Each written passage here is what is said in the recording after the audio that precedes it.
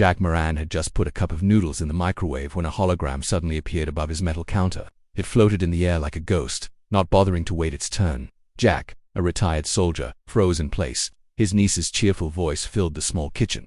"Uncle, will you come to my birthday this year? It's okay if you can't. Dad says he saved you some cake, but you're probably out there saving the universe again." She was mid-laugh when the hologram glitched. Static cut through. The picture twisted and then came a scream. The video switched to a wall smeared with blood, a strange alien symbol carved deep into the metal. Jack didn't move. The recording ended with the sound of a military boot crushing a child's stuffed toy. Silence. Then Jack started laughing, but it wasn't happy.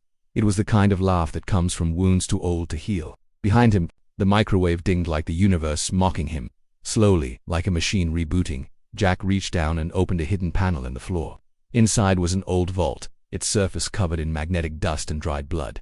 His armor was still there untouched for 7 years, matte black, with a helmet that had twin red slits like the eyes of a nightmare. He began suiting up, piece by piece. When the helmet locked into place, it wasn't to hide himself, it was because what came next wasn't human anymore.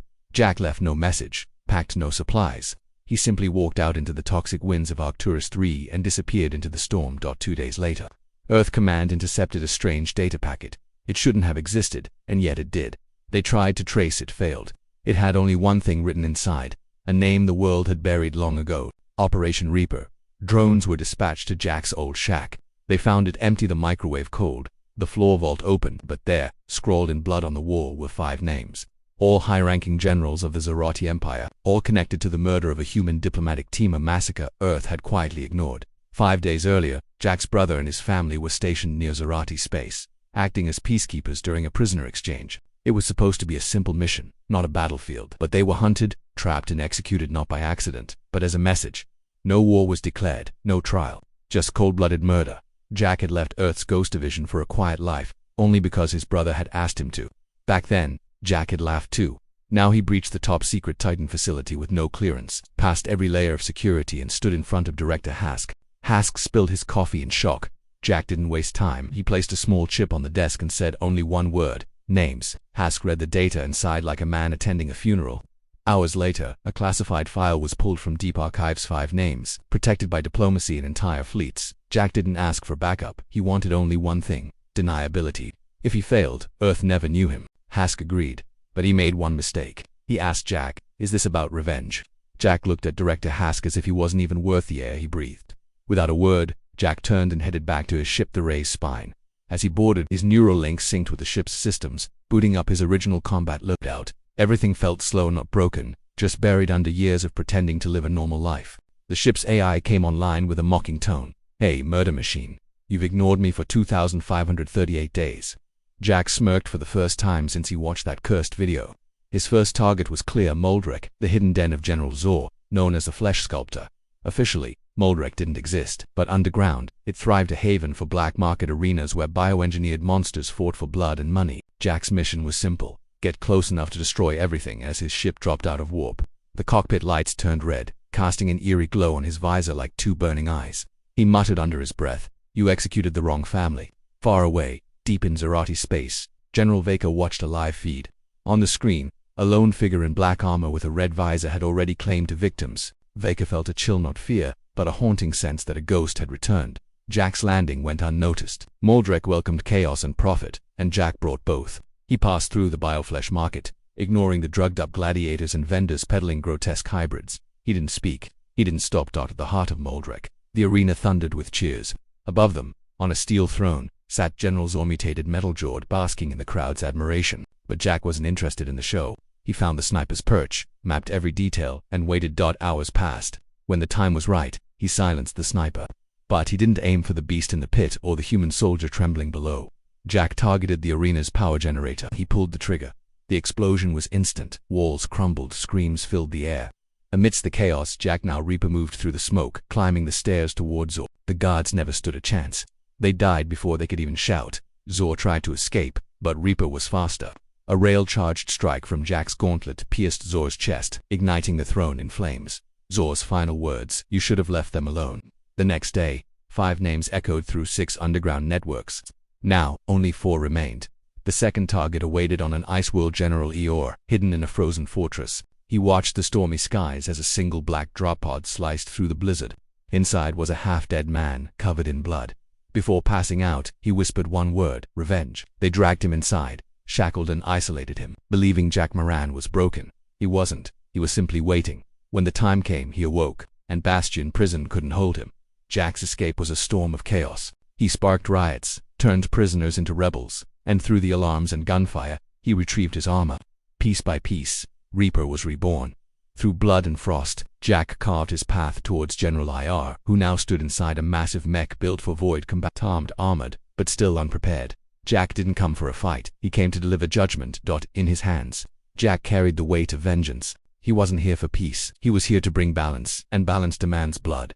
Hold my beer, he muttered, as he entered like a storm. His cloak and visor edged with frost, reflecting the cold blue glow from the reactor above.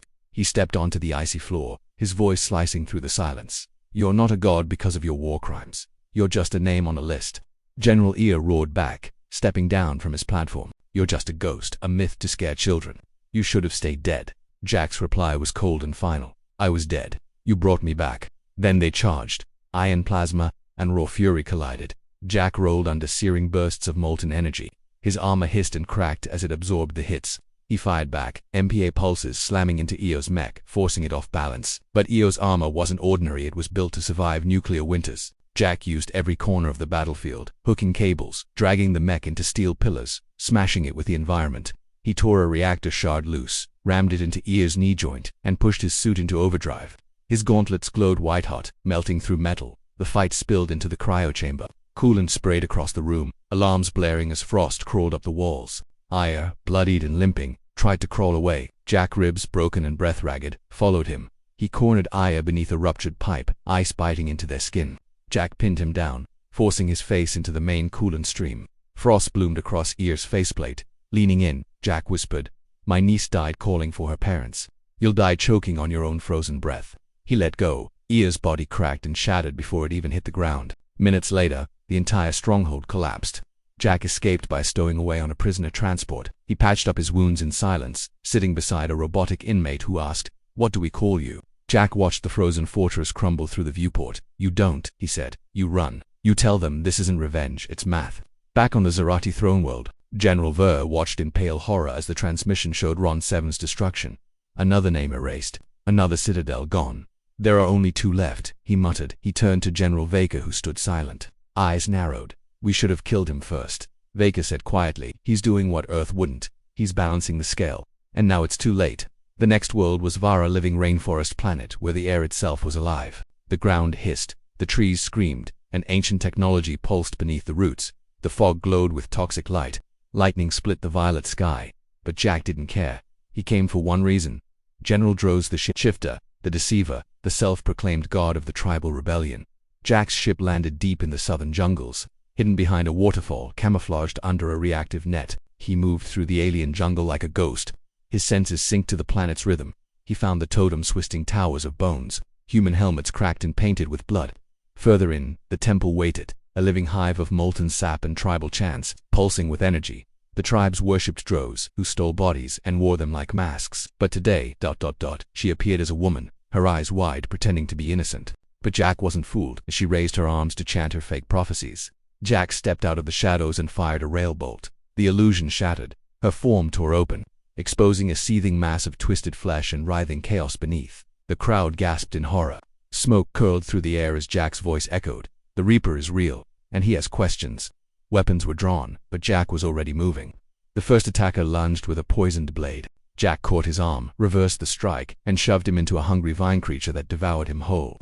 Smoke mines erupted around them, chaos flooding the temple. Droz shifted shapes, limbs twisting like tendrils of smoke, illusions flickering to confuse him, but Jack didn't need to see. He fought blind, guided by pain, by memory, by truth. He saw his niece's face twisted into a mocking ghost. He ignored it. He cut through. Droz tried to merge into the temple's living hive sap, but Jack followed. He activated his suit's purge protocol, igniting the biogoo from within. Droz screamed not from pain but disbelief. Death had come. Drac drove a volatile core detonator into the heart of the creature. You saw me, Jack whispered. Now burn. The temple exploded. The molten sap turned into roaring fire. The jungle screamed in fury as Jack vanished into the smoke. On his way out, Jack found a small alien child wearing a torn Earth Scout uniform. The boy clutched a pendant. "You're real," the boy whispered. "Dad said you'd never come." Jack knelt beside him. "I came late," Jack said softly, "but I came." Back on the ship, he placed the boy into cryosleep, left a rescue beacon without a name, and turned toward his final targets. Only 2 names remained, Nalvika and the traitor. But first came the man who had signed the order. A man Jack once called brother. An Earth official who had toasted with Jack's family before sending them to die. Jack found him at the Galactic embassy, nervously adjusting his collar, unaware that death had already arrived. What he didn't expect was that Jack was already in the room watching from the reflection in the glass. The mirror cracked off, the Reaper stepped through. No warning, no speech, just a brutal hand across the traitor's face, sending him crashing into the wall. Documents scattered like falling tombstones. Jack grabbed him, dragged him up by his collar. This was the man who had cradled Jack's niece after the slaughter. The man who smiled while ordering their deaths. It was for peace. The traitor begged. It was necessary. Billions would have died. "You were a sacrifice." Jack didn't answer. He played the recording, the video of them laughing, drinking, mocking just before the ambush, and then looped back to the beginning scene when Jack had just placed his noodles in the microwave. The hologram came alive, floating over the dented metal counter. Jack had just set his cup of noodles in the microwave. The image appeared like a ghost, uninvited. Jack, a retired soldier, froze. His niece's voice filled the small kitchen. "Uncle, will you come to my birthday this year? If you can't, it's okay. Dad saved you some cake. He says you're still out there saving the universe." She smiled mid-laugh. Then the screen glitched. Static. The image warped. Then came the scream. The feed cut to a wall, splashed with blood, an alien symbol carved deep into the metal. Jack stood, motionless. The recording ended with a crunch of a military boot stomping on a child's stuffed toy. Silence. Then Jack laughed. But it wasn't joy, it was the kind of madness that bubbles up from scars too deep for time to heal. Behind him, the microwave dinged as if the universe had nothing left to say. Jack moved like a machine waking from hibernation. He knelt, flipped open a hidden floor panel, and reached for the vault. Beneath the floor, hidden under layers of magnetic dust and old bloodstains, Jack uncovered the vault. Inside, his armor waited untouched for 7 long years. Matte black, its helmet gleamed with twin red slits that stared like nightmares. Piece by piece, Jack suited up. When the mask snapped into place, it wasn't to hide. It was because what came next wasn't human anymore. He left no message, took no supplies, talked no supplies. He simply walked out of his hut into the sulfur-filled winds of Arcturus III and vanished into the storm without ever looking back. 2 days later, Earth Command intercepted an encrypted data packet. It shouldn't have existed. They tried tracing it, failed. The message contained just one thing, a name the world had buried. Operation Reaper. Drones were dispatched to the colony. They found Jack's empty shack, a microwave cold, the ground hollow, the vault wide open. But on the far wall, written in blood, were 5 names: Zor, Ir, Veka, Dros, and 1 traitor in Earth's high command. All of them tied to the murder of a human diplomatic team, a massacre Earth had silently erased 5 days earlier. Jack's brother and his family had been stationed near the edge of Zeret's space, acting as peacekeepers during a quiet prisoner exchange. It wasn't a battlefield, it wasn't supposed to be dangerous, but they were hunted, trapped, and executed.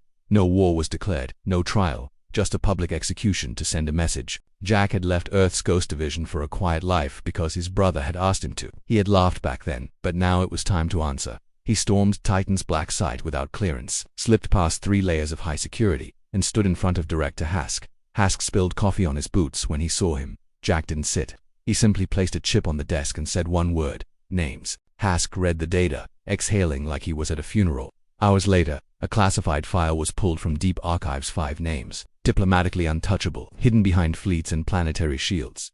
Jack asked for nothing, no backup, no resources, just one thing: deniability. If he failed, Earth never knew him. Hask agreed, then made a mistake. He asked Jack, "Is this about revenge?" Jack stared at him as if the man wasn't even worth the air he was breathing. He said nothing, just turned and left, heading back to his ship. The raised spine. As he boarded, his neural interface synced. Jack booted up his original loadout. His reflexes felt rusty, not broken, just buried. Beneath years of pretending to be someone else, the ship's AI flickered online with a familiar, sarcastic voice. "Hey murder machine, you forgot to feed me for 2,538 days. For the first time since the video, Jack grinned. He had a clear first destination: Moldrek, home of General Zor, known as the Flesh Sculptor.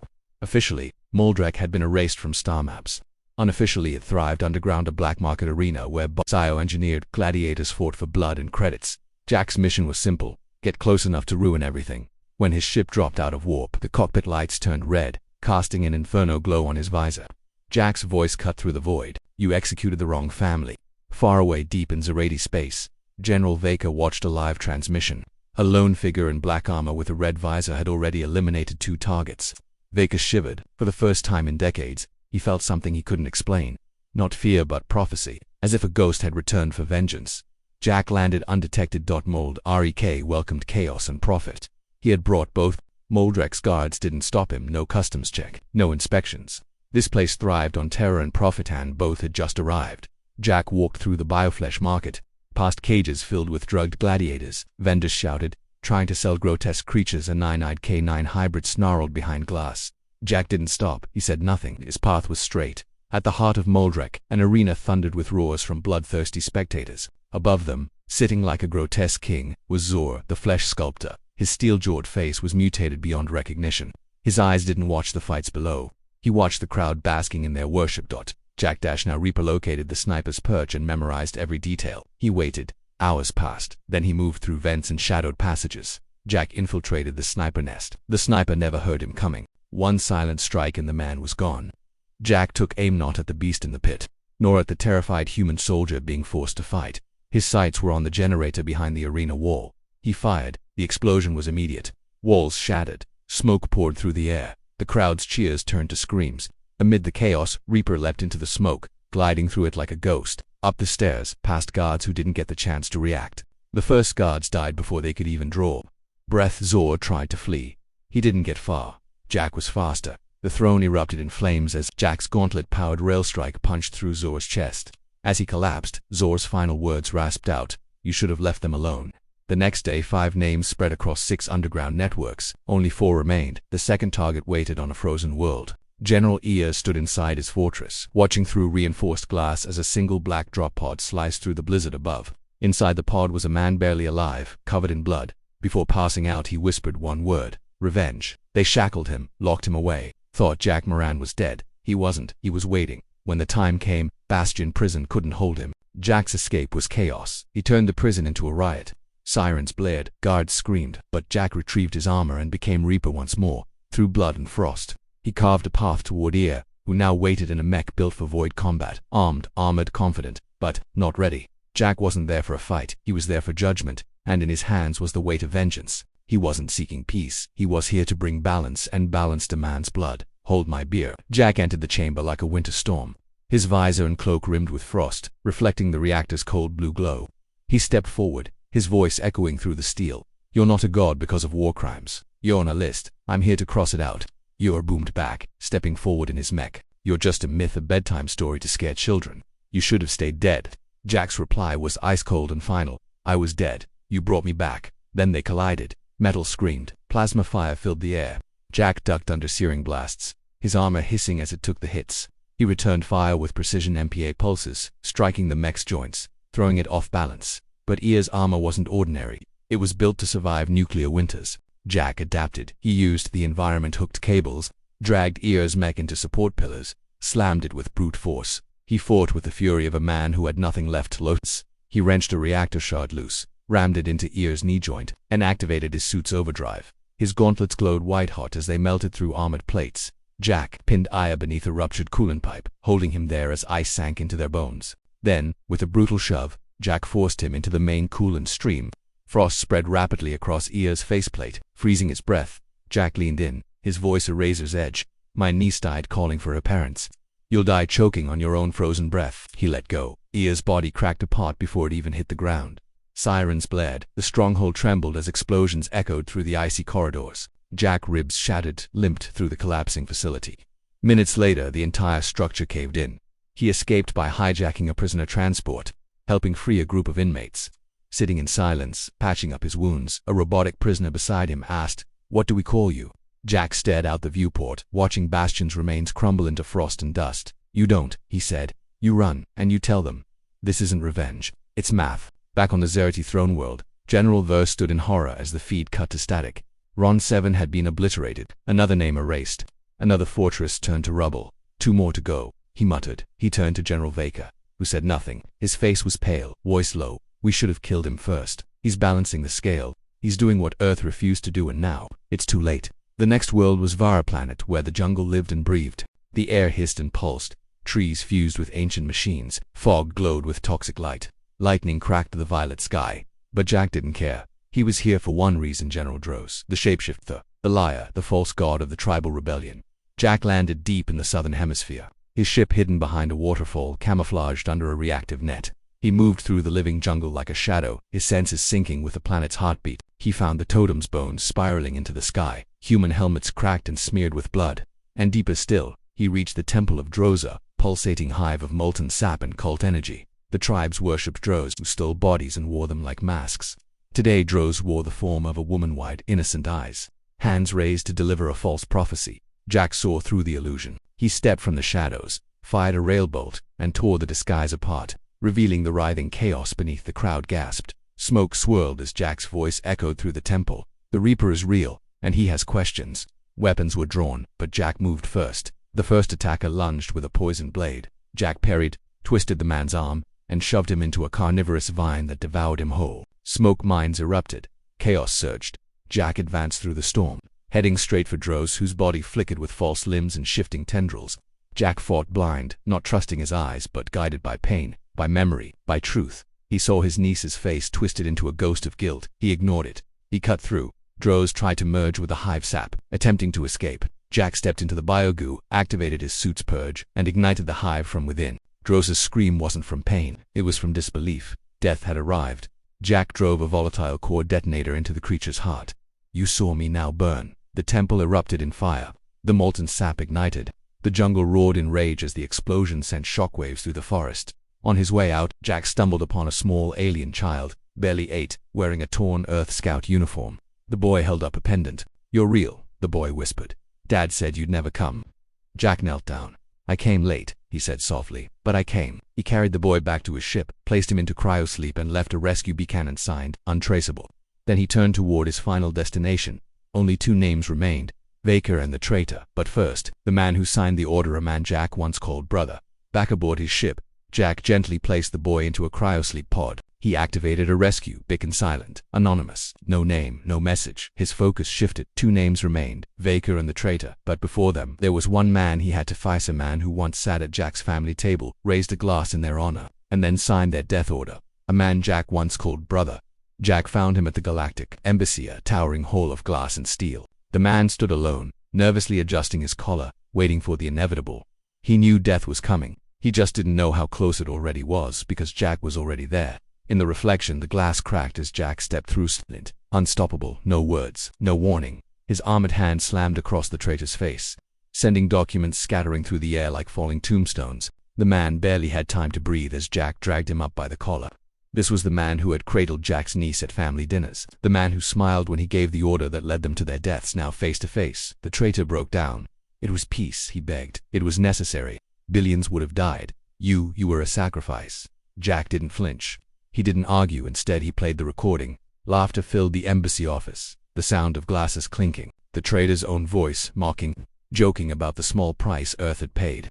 Jack's family had been that price. The traitor's face drained of color as the truth replayed for him. Now a death sentence. Jack's voice, low and final, cut through the space between them. "You signed their fate with a toast. I'm here to sign yours."